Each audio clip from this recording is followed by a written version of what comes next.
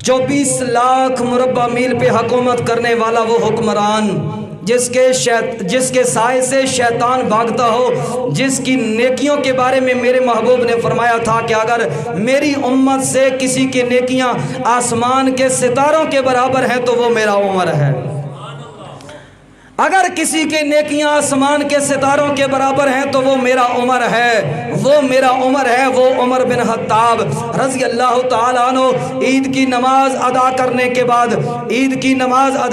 के बाद हज़रत जनाब सैयदना फारूक आज़म रज़ी अल्लाह ताला अन्हु अपने घर में तशरीफ़ लेके गए तो एक कोने में जाके बैठे और फिर अल्लाह की बारगाह में सजदा रेज़ हुए तो ज़ारो कितार रोने लगे। लोग कहते हैं हमने देखा कि उमर बिन खत्ताब रज़ी अल्लाह ताला अन्हु खुल के रोए, सिसकियाँ ले के रोए, ज़ारो कितार रोए। और लोगों ने कहा हुज़ूर आज तो खुशी का दिन है, आज तो मुसर्रत का दिन है, आज तो अल्लाह के फजल और उसके करम का दिन है, आज तो अल्लाह की बख्शिश और उसकी मग़फ़िरत का दिन है। आप आज भी रो रहे हैं, आज तो खुशियाँ मनाने का दिन है। तो हज़रत जनाब सैयदना फारूक आज़म रज़ी अल्लाह ताला अन्हु आप बोले, आपने फरमाया अरे लोगो मुझे बताओ मैं खुशी किस बात की करूँ? मैं खुशी तो तब करूँ कि जब मुझे पता हो कि मेरे रोज़े अल्लाह की बारगाह में कबूल हो गए हैं।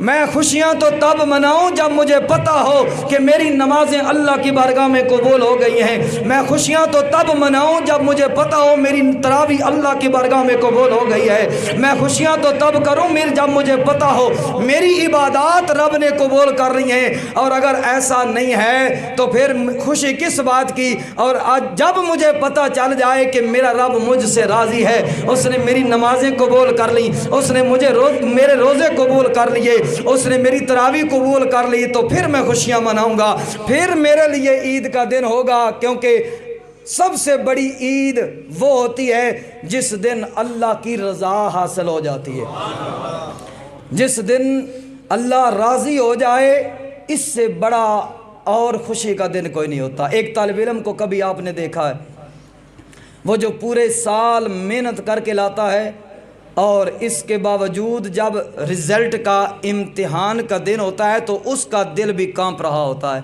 पता नहीं क्या बनेगा। और जब इम्तिहान के बाद रिज़ल्ट नतीजा उसके सामने आता है और वो शानदार नंबरों से कामयाब हो जाए तो इससे बड़ी खुशी उसके लिए और कोई नहीं होती।